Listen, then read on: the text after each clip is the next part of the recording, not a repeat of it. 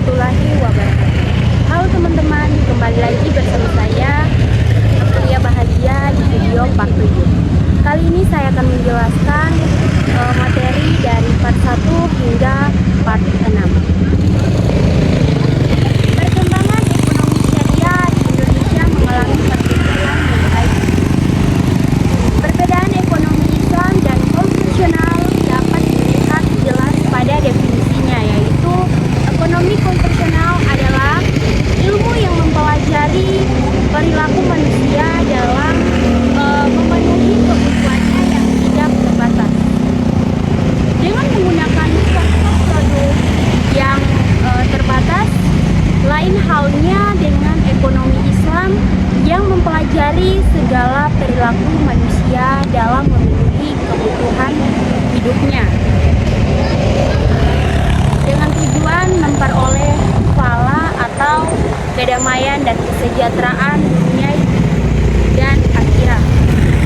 Selain itu, terdapat beberapa hal mendasar lainnya yang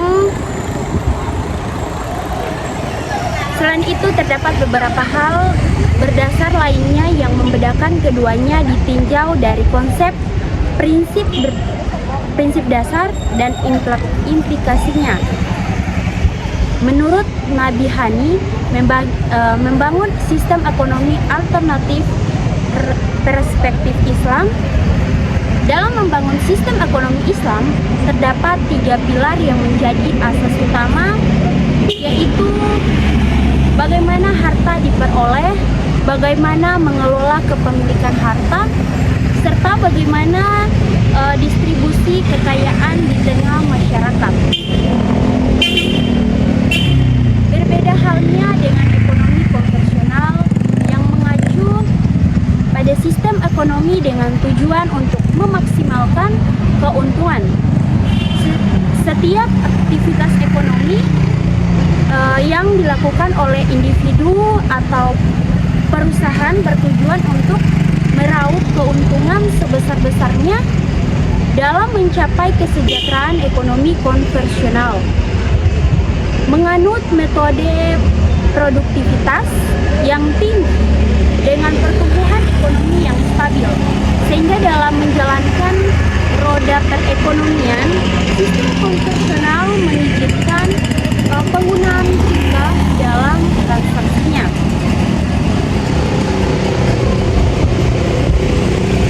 Perbedaan pandangan ekonomi Islam dan konvensional terhadap instrumen keuangan yang berada di masyarakat. Pandangan ekonomi Islam dan konvensional memiliki perbedaan dalam hal instrumen keuangan yang sering kita dengar di tengah-tengah masyarakat, seperti bunga, saham, dan pasar bebas. Ada beberapa penjelasan yang mengenai perbedaan tersebut. Yang pertama, bunga. Dalam pandangan ekonomi Islam, sistem bunga atau riba dianggap tidak sesuai dengan prinsip-prinsip Islam. Riba dianggap sebagai praktik yang melanggar keadilan dan menguntungkan pihak yang memiliki modal daripada pihak yang meminjam. Oleh karena itu, dalam ekonomi Islam tidak diperbolehkan memperlakukan bunga pada instrumen keuangan. Sementara itu, jika ditinjau dari pandangan ekonomi konvensional, bunga merupakan bagian integral dari sistem keuangan. Sementara itu, jika ditinjau dari pandangan ekonomi konvensional, bunga merupakan bagian integral dari sistem keuangan. Bunga digunakan sebagai imbalan atau pinjaman uang atau modal yang diberikan. Dalam sistem konvensional, bunga juga dianggap sebagai insentif untuk mendorong penyimpanan dan investasi. Yang kedua, saham. Dalam ekonomi Islam, saham dapat menjadi instrumen keuangan yang diperolehkan, tetapi dengan beberapa prinsip yang harus dipatuhi.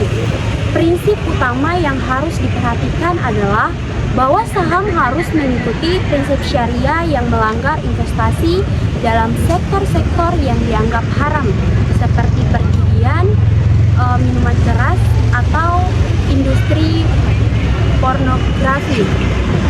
Selain itu, praktik-praktik yang merugikan atau menipu juga harus dihindari.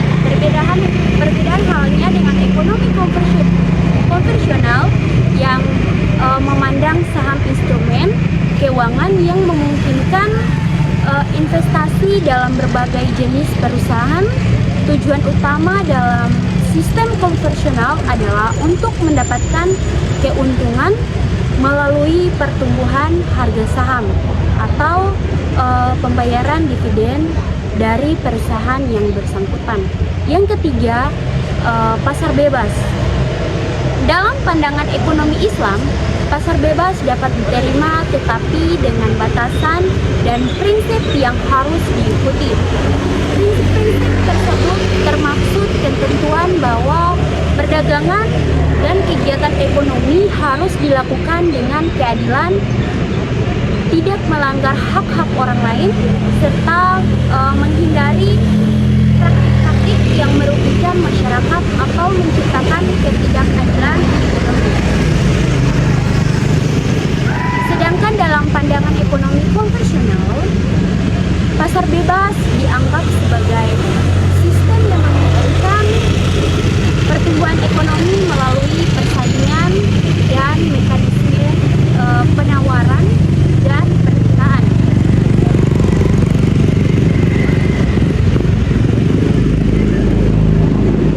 Dalam sistem konvensional, campur tangan pemerintah dalam ekonomi seringkali lebih terbatas dan keputusan ekonomi didasarkan pada keputusan individu dan perusahaan yang beroperasi di pasar. Berikut praktik ekonomi syariah di Indonesia. Krisis moneter tahun 1998 yang menimpa Indonesia mendorong masyarakat untuk mencari alternatif ekonomi lainnya, yaitu ekonomi syariah. Namun, praktik ekonomi syariah di Indonesia masih kental dengan praktik ekonomi konvensional, terutama yang terdapat di lembaga keuangan syariah atau perbankan syariah. Penelitian ini menggunakan metode penelitian kualitatif telah literatur untuk meneliti bagaimana praktik ekonomi syariah dalam perbankan syariah di Indonesia. Hasil penelitian menunjukkan bahwa praktik ekonomi syariah yaitu murah raba, penerapan denda, dan penggunaan akad dalam bank syariah di Indonesia masih jauh dari prinsip-prinsip syariah Islam dan didukung oleh pembuatan peraturan ekonomi syariah yang melakukan salah tafsir mengenai pengimplementasian ekonomi syariah. Praktik ekonomi syariah di Indonesia mencakup berbagai aspek yang sesuai dengan prinsip-prinsip hukum Islam yang berfokus pada keadilan, keseimbangan, dan etika dalam transaksi ekonomi. Beberapa bentuk praktik ekonomi syariah yang berkembang di Indonesia yaitu: pertama, perbankan syariah. Bank syariah dan lembaga. Yang pertama, perbankan syariah. Bank syariah adalah lembaga keuangan yang beroperasi sesuai dengan prinsip syariah. Bank-bank ini menawarkan produk seperti pembiayaan mudah raba, jual beli dengan margin keuntungan, dan ijarah atau sewa, serta tidak membebankan bunga yang dilarang dalam Islam. Berikut Bank Indonesia atau BI dan Otoritas Jasa Keuangan atau OJK memiliki regulasi khusus untuk perbankan syariah yang memastikan bank-bank ini berjalan sesuai dengan syariah.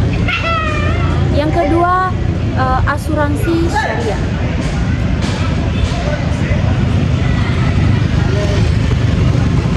Yang kedua, asuransi syariah.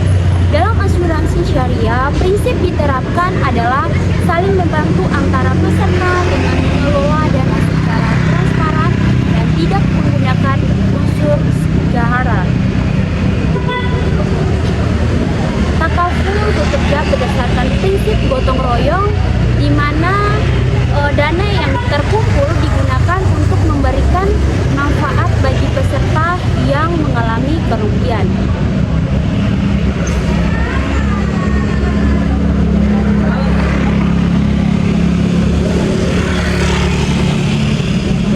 Yang ketiga, pasar modal syariah. Pasar modal syariah di Indonesia mengacu pada saham dan instrumen investasi lainnya yang sesuai dengan prinsip syariah. Saham yang terdaftar di Indeks Saham Syariah Indonesia atau ISSI adalah saham yang telah disaring berdasarkan kriteria tertentu seperti tidak terlihat dalam bisnis yang haram atau alkohol, penjudian, dan lain sebagainya. Sukuk atau obligasi syariah juga menjadi salah satu instrumen pasar modal syariah yang berkembang pesat. Yang keempat, keuangan mikro syariah. Lembaga keuangan mikro syariah menawarkan produk pembiayaan bagi masyarakat penghasilan rendah dengan cara yang sesuai dengan prinsip syariah. Ini termaksud lembaga seperti Baitul Mal atau Bank atau BMT yang memberikan pinjaman tanpa bunga dengan sistem bagi hasil. Yang kelima, ekonomi zakat, infak, dan sedekah. Zakat, infak, dan sedekah merupakan pilar penting dalam ekonomi syariah yang berperan dalam mengatasi kemiskinan dan pemerataan kesejahteraan. Lembaga pengelola zakat seperti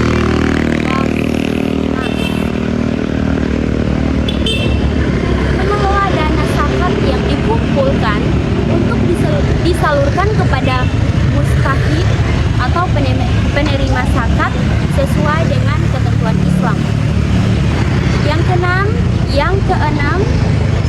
Yang keenam, halal diversity.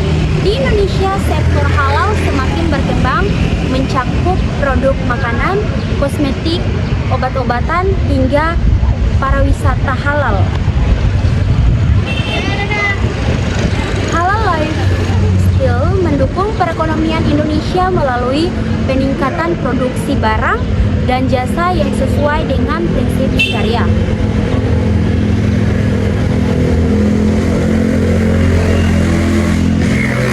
Yang ketujuh, investasi dan pembiayaan syariah. Pembiayaan syariah menawarkan alternatif untuk mendanai usaha-usaha kecil dan menengah atau UKM.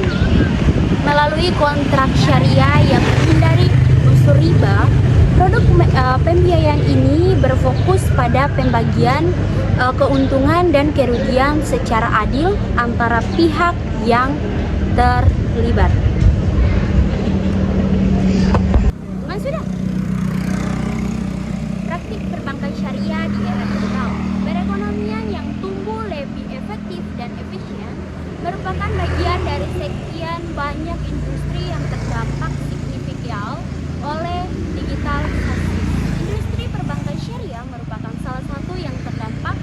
Artikel ini membahas bagaimana evolusi teknologi digital termaksud blockchain, Islam, dan mobile banking telah mendorong perubahan dalam operasi dan layanan perbankan Islam. Selain mempercepat proses layanan keuangan, modifikasi ini membuka jalan baru bagi inklusi keuangan berbasis Islam. Studi ini menyoroti potensi dan tantangan yang dihadapi perbankan Islam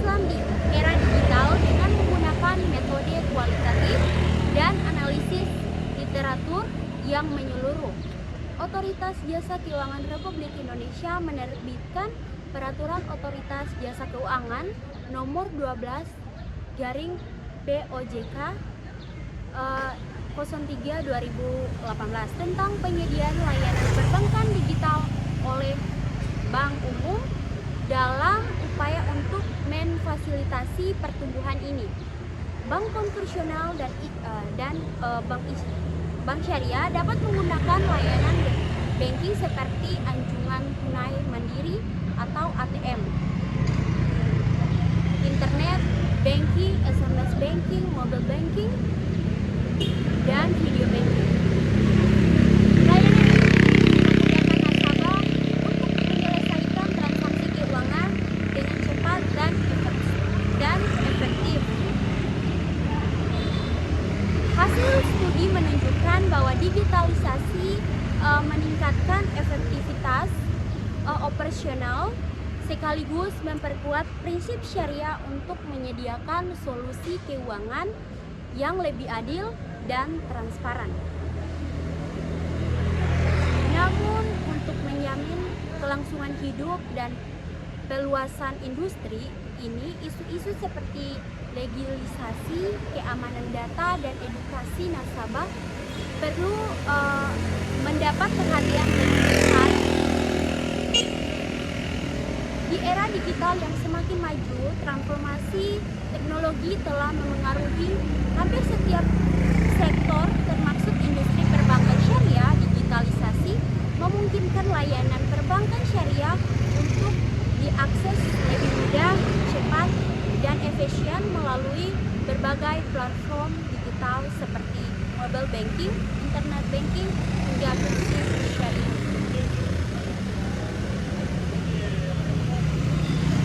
Inovasi ini tidak hanya memperluas jangkauan layanan perbankan syariah, tetapi juga menghindarkan tantangan baru terkait keamanan, kepatuhan terhadap regulasi syariah, dan bagaimana menjaga keseimbangan antara inovasi dan prinsip-prinsip dasar syariah. Oke guys, mungkin itu saja materi yang telah saya rangkum dari part 1 hingga part 6. Semoga bermanfaat. Jangan lupa like, comment, and subscribe. Wassalamualaikum warahmatullahi wabarakatuh.